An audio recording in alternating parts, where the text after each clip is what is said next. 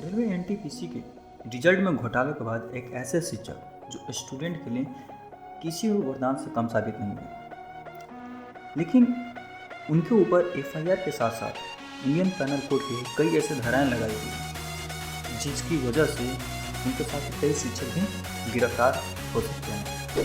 आज की इस वीडियो में यही जानेंगे कि उनके ऊपर लगाए गए इंडियन पैनल कोड यानी आईपीसी के धारा किस किस वजह से यानी किस किस जुर्म से लगाए जाते हैं, फिर आम पब्लिक पर भी क्यों अप्लाई किया जाता है, और उसके साथ साथ स्टेशन डायरी, एफआईआर क्या है, चार्जशीट और आईपीसी के कुछ मुख्य धाराएं को समझेंगे आज की वीडियो में।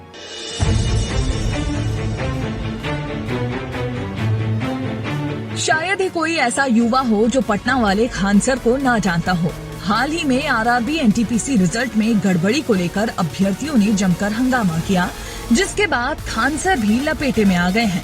हर वीडियो पर करोड़ों व्यूज बटोरने वाले खान सर ने 1 महीने पहले ये वीडियो बनाया था, जिसमें उन्होंने जस्टिस फॉर रेलवे स्टूडेंट्स के नाम से ट्विटर पर एक ट्रेंड शुरू किया था। इस वीडियो में उन्होंने स्टूडेंट्स को इस हैशटैग को ट्रेंड कराने का भी रास्ता बताया था।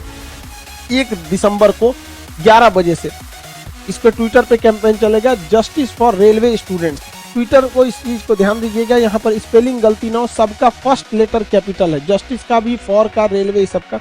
ऐसा करिए कि कम से कम 10 दिन तक इसको नंबर 1, 2, 3 में इसको ट्रेंड करते रहना है। डेली उठ के इसको ट्वीट कराते रहना है, एटलीस्ट 10 दिन तक इसको ट्रेंड पे रहना है, तब गवर्नमेंट की भी नजर जाएगी नहीं यहाँ गड़बड़ है। आपको अगर ऐसे भी देखिए तो किसान आंदोलन जो था, किसानों के जो 3 कानून बनाए गए थे, किसान अडिक्ट थे, इसको क्या क्या नहीं देखा, सब गर्मी, ठंडी, बरसात, लाठी, सब चीज झेला कि नहीं, कितने लोगों की वहां जान गई। तो एक लंबा प्रोसेस था वहां पर, एक लंबा टाइम लगेगा इसको हम लोग को कराने में। ट्वीट को जस्टिस फॉर रेलवे स्टूडेंट, इसको हम लोग को एक लंबे समय तक इसको ट्रेंड पे ले जाना पड़ेगा। अपने वीडियो में इस ट्रेंड को किसान आंदोलन की तरह लंबा चलाने और रेलवे के छात्रों को उकसाने जैसे तमाम आरोप अब उन पर लगाए जा रहे हैं, जिसके बाद प्रशासन उन्हें हंगामे का आरोपी मान रहा है। इतना ही नहीं, राजधानी के पत्रकार नगर थाने में उनके खिलाफ एफआईआर दर्ज करवाई गई है, जिसमें छात्रों को उकसाने का आरोप लगाया गया है। तो जस्टिस फॉर रेलवे स्टूडेंट का ट्रेंड अब जस्टिस फॉर खान सर में बदल चुका है। सबसे पहला प्राथमिक आता है वो है एफआईआर यानी फर्स्ट इंफॉर्मेशन रिपोर्ट। किसी भी घटना की लिखित सूचना हो जो पुलिस को दी जाती है उसे प्राथमिकी कहते हैं, उसी को एफआईआर कहते हैं। नंबर 2 सेकंड पे आता है स्टेशन डायरी। एफआईआर के आधार पर पुलिस जब घटना की जांच करता है, सही तथ्यों पर रिसर्च करता है और उसकी वजह जानकारी इकट्ठा करता है, उस स्टेशन डायरी करते हैं। ये बहुत बड़ा सबूत होता है जब किसी केस पे कोई पुलिस वाला रिश्वत लेकर किसी डायरी को बंद भी कर सकता है या फिर इस पर डेथ के साथ दिखा जाता है, जिस कारण केस कमजोर भी, अगर पुलिस वाला घूस लेकर के डायरी में सबूत कम लिखा, केस कमजोर पड़ जाएगा। यह एक मेन वेपन होता है जो कि किसी को बचाया जा सकता है या फिर किसी को एक बहुत बड़ा सजा दिया जा सकता है। चार्जशीट यानी आरोप पत्र, जिसे हिंदी में कहते हैं, इसे आईपीसी की धाराएं लिखी जाती है जिस आधार पर मुकदमा चलाया जाता है। चार्जशीट फाइल होने के बाद मुकदमा कोर्ट में चला जाता है। अब आता है इंडियन पैनल कोड यानी आईपीसी की धारा, जिसे हिंदी में भारतीय दंड संहिता कहते हैं। इसे 1961 में अधिनियम के तहत लॉर्ड कैनिंग के समय में लाया गया। इसमें अपराध की परिभाषा दी गई है और इसमें इसी के अकॉर्डिंग किसी भी मुजरिम को सजा सुनाया जाता है। आईपीसी की धारा में 147 और 148 के अनुच्छेद अगर कोई भीड़ में शामिल होकर हिंसा करता है और वो उपद्रव यानी भीड़ भाड़ को उकसाने के कारण पर दोषी है तो उसे 2 से 3 साल की सजा हो सकती है, जिसमें 2 वर्ष तक बढ़ाया जा सकता है, मैक्सिमम बढ़ाया जा सकता है। यह एक जमानती और संज्ञेय अपराध है जिसे किसी भी मजिस्ट्रेट द्वारा सुना जा सकता है। यह भी एक आरोप जो है खान सर पर लगा है। दूसरा आरोप लगा हुआ है आईपीसी की धारा 149। आईपीसी धारा 149 के तहत यह माना जाता है कि कानून के खिलाफ जन समूह में शामिल कोई व्यक्ति या सदस्य किसी लक्ष्य को पूरा करने के लिए कोई अपराध करता है या कोई ऐसा अपराध जिसे किया जाता है, उस जनसमूह के सदस्य जानते थे कि इसमें शामिल हर व्यक्ति अपराध का दोषी होगा। इसके लिए यह एक अवधि के लिए कारावास की सजा, प्रावधान या आर्थिक जुर्माना या फिर दोनों भी लगाया जा सकता है। तीसरा जो धारा लगाया गया वह है 152। आईपीसी धारा 152 के अनुसार यह माना जाता है कि जो भी कोई ऐसे किसी लोक सेवक जो विधि रूप जनसमूह के बिखेरने या उपद्रव यानी दंगा फसाद करने से या प्रयास में लोक सेवक के नाते अपने कर्तव्य निर्वहन कर रहे हों, उस पर हमला करेगा या उसको हमला करने की धमकी भी देगा या काम में बाधा डालेगा या फिर उसके काम को बाधा डालने का प्रयास करेगा, ऐसे लोक सेवक को आपराधिक बल या प्रयोग करने की धमकी देगा। इन सभी प्रवचनों के बावजूद उसको 3 साल की सजा दिया जा सकता है या फिर आर्थिक दंड भी लगाया जा सकता है। और सिचुएशन ऐसा अगर क्रिटिकल है तो आर्थिक और 3 साल की सजा दोनों हो सकती है। यह जमानती और संज्ञेय अपराध है और इसे प्रथम श्रेणी में मजिस्ट्रेट द्वारा सुना जाता है और दूसरे में समझौता योग करने के लायक यह अपराध बिल्कुल नहीं है। आईपीसी धारा 186 इसके अनुसार जो भी कोई किसी लोक सेवक के सार्वजनिक तरीकों के निर्वहन में स्वेच्छापूर्वक बाधा डालेगा 3 महीने का कारावास या 500 रुपये का जुर्माना देना होगा। यह एक जमानती और गैर संज्ञेय अपराध है जिसे मजिस्ट्रेट द्वारा सुना जा सकता है। इस अपराध का समझौता करने योग्य नहीं है, इसे भी समझौता नहीं किया जा सकता।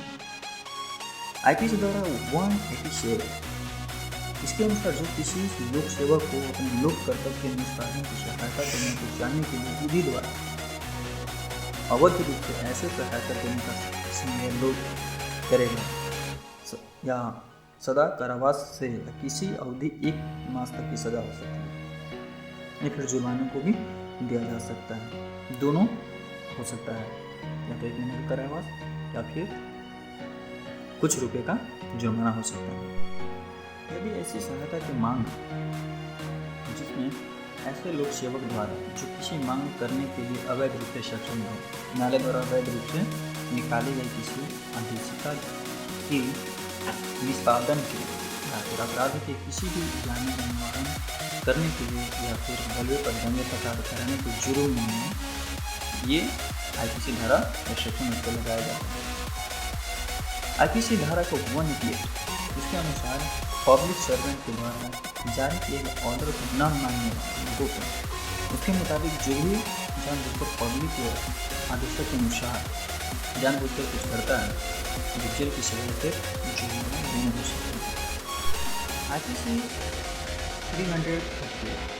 335 के अनुसार जो भी कोई किसी लोक सेवक को उस समय जब वह लोक सेवक के नाते अपने कर्तव्य निर्वहन कर रहा है तो उस आशय से भी उस व्यक्ति को किसी अन्य लोक सेवक के नाते उस व्यक्ति द्वारा अपने कर्तव्य के विधिपूर्वक निर्वहन में की गई थी तो फिर किए जाने का प्रयास हो उसको स्वेच्छापूर्वक गंभीर चोट पहुँचाया यानी उसकी भीड़ भाड़ने के बाद उसको नुकसान हुआ हो उस स्थिति में 3 साल का जेल या फिर आर्थिक दंड लगाया जाता है।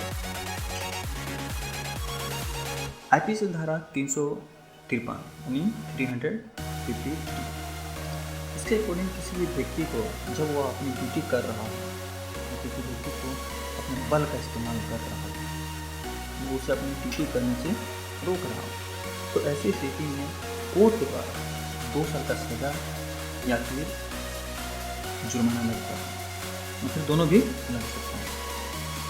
आईपीसी धारा 504 इस वजह में किसी लोक शांति को भंग करने के लिए इरादा रखते हुए जानबूझकर अपमान करना इसमें 2 साल की सजा हो सकती है या फिर जुर्माना भी देना पड़ सकता है या फिर दोनों हो सकता है। यह मामला न्यायाधीश के द्वारा सुना जाता है कोर्ट में।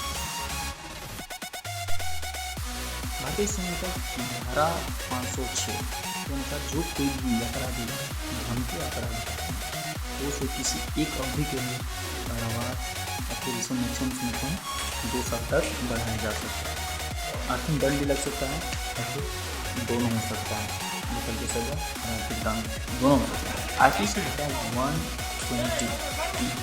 इसके तहत किसी भी ऐसे जुर्म की सजा दी जाती है जिससे किसी भी षड्यंत्र में शामिल हो, और उस षड्यंत्र का मतलब ये हो कि किसी के काम को ब्लॉक कर देना या रोक देना, और दूसरे शब्दों में ये कहा जाए तो कि उस षड्यंत्र से किसी की मौत भी हो सकता है।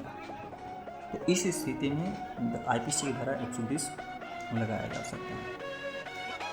दोस्तों, खान सर के बारे में तो आपने शायद सुना ही होगा। खान सर का ओरिजिनल नाम फैजल खान। दोस्तों, खान सर किसी भी नाम को खान सर बिहारी लैंग्वेज में भारत का चाकरी बहुत ही जी करके पसंद है। लोग उसे खान सर के नाम से इसलिए जानते हैं। बहुत ऐसे कोचिंग संस्थान थे जो अपना परिचय देना नहीं। तो कुछ मीडिया चैनल वाले उनको पर्सनली से जुड़े कि वो मुसलमान, इससे कोई फर्क नहीं पड़ता कि कोई इंसान मुसलमान है। देश को फ्यूचर में बढ़ाने का किसी का हक दिलाने के लिए वो भी जाना चाहते थे अपने भाई के तहत रिटायरमेंट पिताजी जो मुहिम है उसी पर जाना चाहते थे। इसी वजह से नहीं पता लेकिन देश को ट्रेंड करते अब इस चीज़ की वजह से और ऐसा भी है कि हम डिजिटल आकर के कुछ लोगों को ऐसे भी सिखाया कि डिजिटल इस्तेमाल किया फिर कैसे तो कुछ गलतियाँ हुई है जो एक्सेप्ट कर ली गई और सुधार, और हर किसी को ये होना चाहिए कि अगर गलती हो उनको बताया जाए कि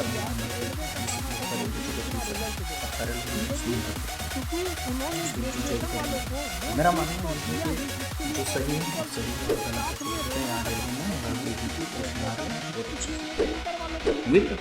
वीडियो लाइक शेयर करना मत भूलिएगा और एक छोटा सा प्यारा सा कमेंट के लिए और इस चैनल कुछ यूजफुल वीडियो कर लेंगे तो हमारे चैनल को सब्सक्राइब करके बेल आइकन को ऑन कर दीजिए। मिलते हैं।